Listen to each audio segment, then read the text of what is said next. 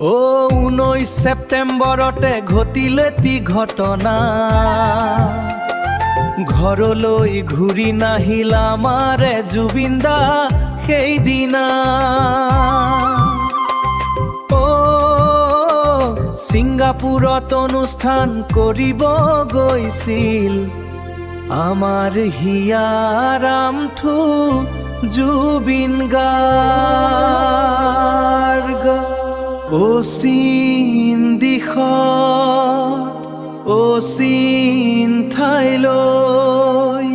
গুচি গ'ল আমাক এৰি থৈ ও জুবিন দা আকৌ